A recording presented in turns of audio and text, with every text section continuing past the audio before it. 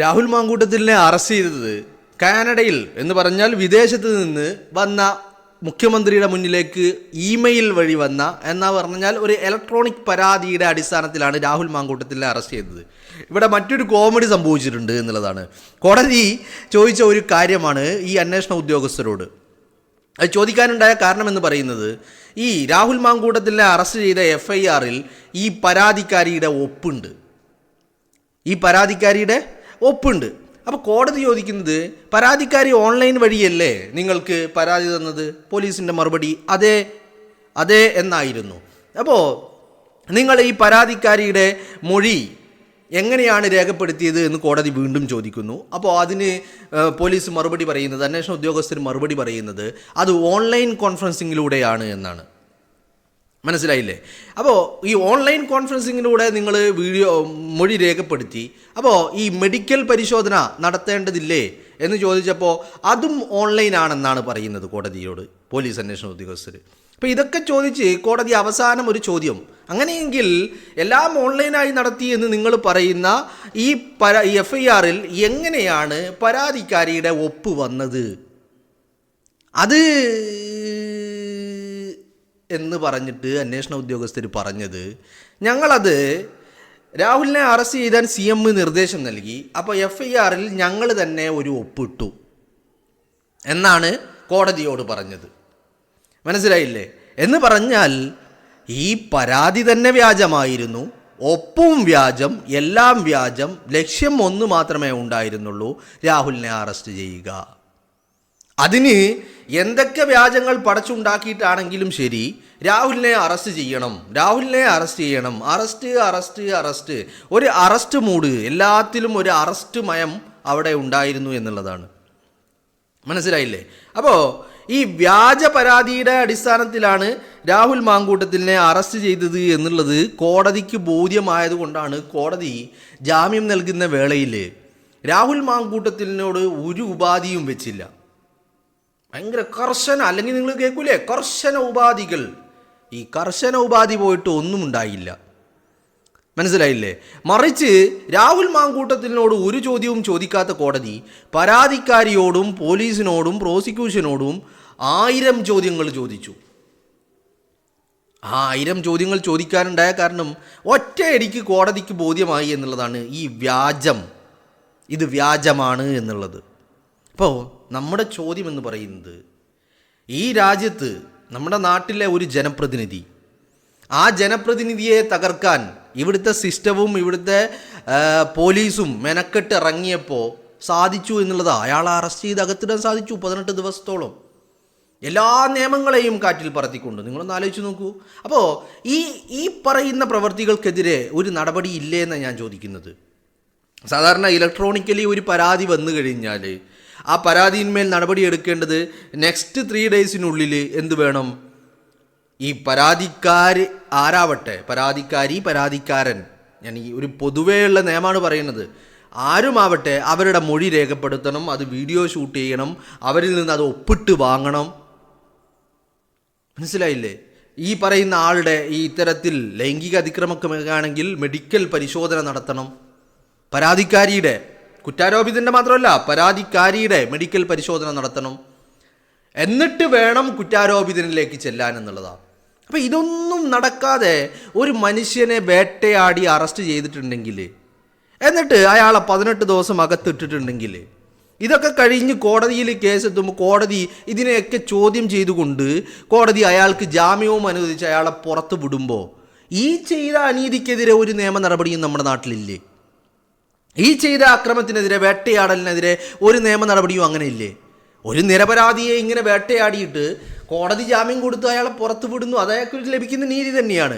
പക്ഷേ അവിടെയും അയാളുടെ സമയം, അയാൾ ജയിലിൽ കിടന്ന 18 ദിവസം, അയാൾക്കുണ്ടായ മാനഹാനി, അയാൾക്കുണ്ടായ മാനസിക സമ്മർദ്ദങ്ങൾ, ഇതിനൊന്നും ഒരു മറുപടിയും ആരും ഉത്തരവാദിയല്ല എന്നാണോ പറയുന്നത്?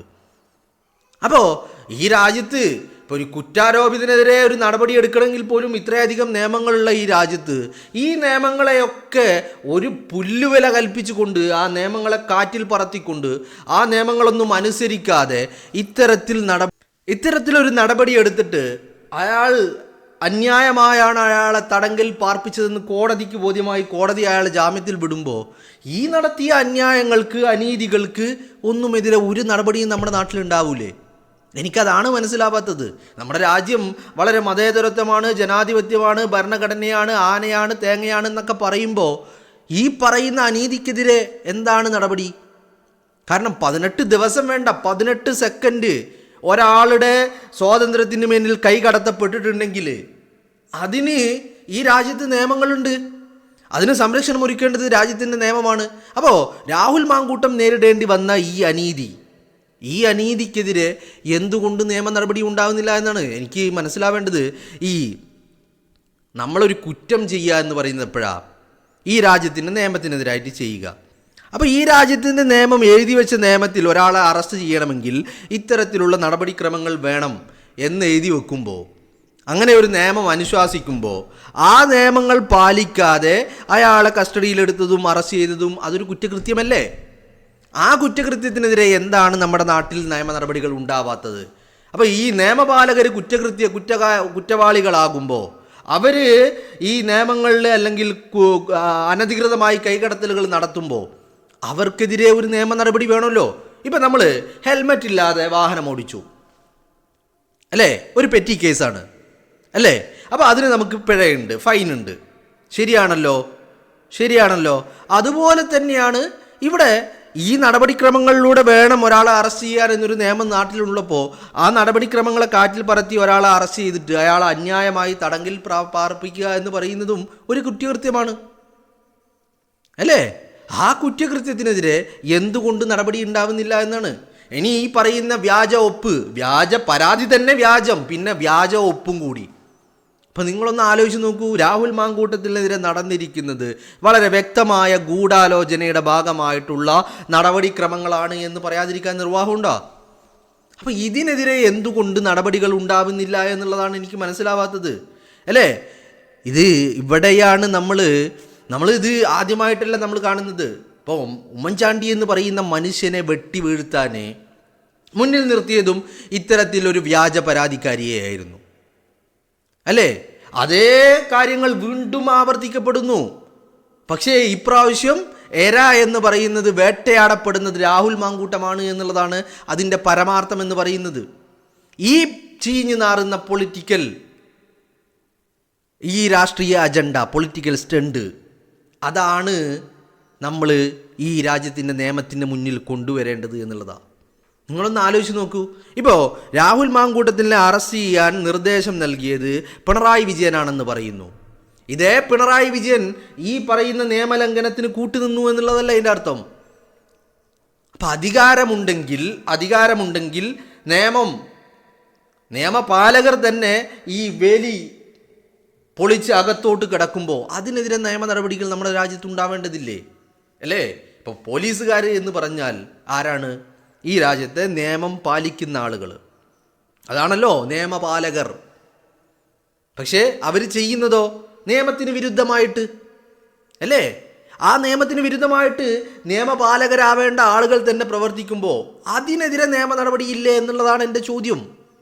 ഓഫ് കോഴ്സ് ഉണ്ടാവണമല്ലോ. കാരണം ഒരു വ്യക്തിയെ വ്യാജ പരാതിയുടെ അടിസ്ഥാനത്തിൽ എല്ലാ നിയമങ്ങളെയും കാറ്റിൽ പറത്തിക്കൊണ്ട് അയാളുടെ 18 ദിവസം കവർന്നെടുക്കുകയും അയാളെ കൊത്തിക്കീറാൻ വേണ്ടി വിട്ടുകൊടുക്കുകയും ചെയ്തിട്ടുണ്ടെങ്കിൽ ഈ പറയുന്ന നിയമപാലകർ അതിന് ഉത്തരവാദികളല്ലേ?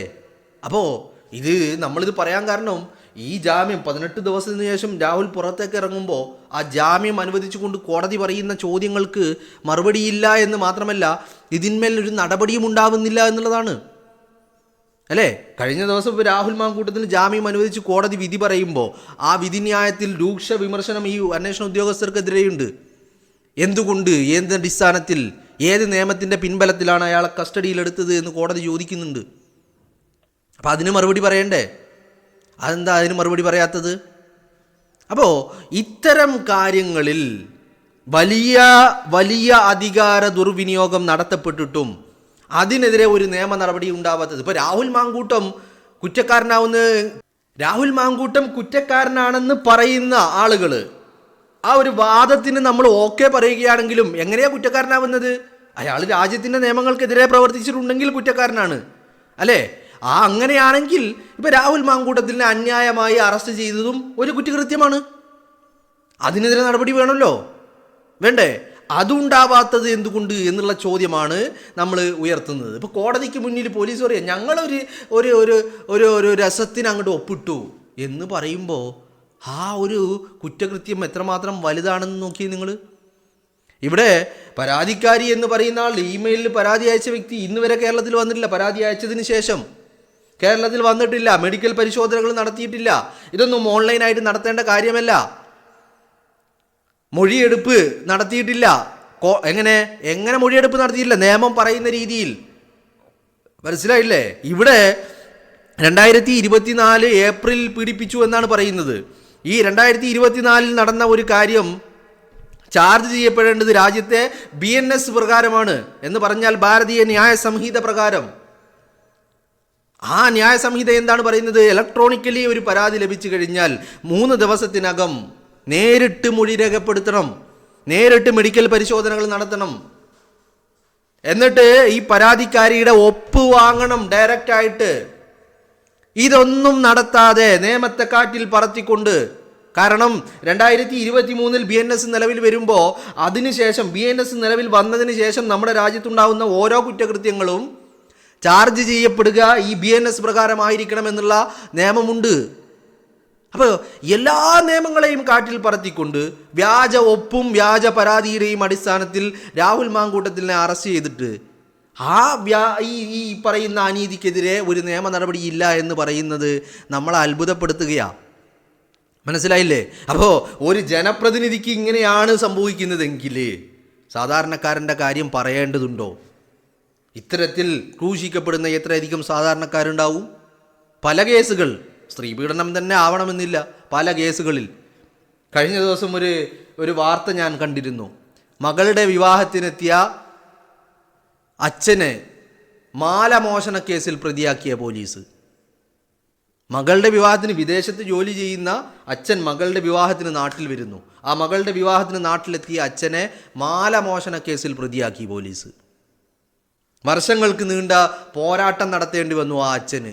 ഇപ്പം നിങ്ങളൊന്ന് ആലോചിച്ച് നോക്കൂ. അപ്പം ഇത്തരത്തിലുള്ള നിയമങ്ങൾ, ഇപ്പം 18 ദിവസം രാഹുൽ മാങ്കൂട്ടം 18 സെക്കൻഡ് പോലും ജയിലിൽ കിടക്കേണ്ട വ്യക്തിയല്ല, 18 ദിവസമാണ്. ഇതിനെതിരെ നിയമ നടപടി ഉണ്ടാവണ്ടേ എന്നുള്ളതാണ് എൻ്റെ ചോദ്യം എന്ന് പറയുന്നത്.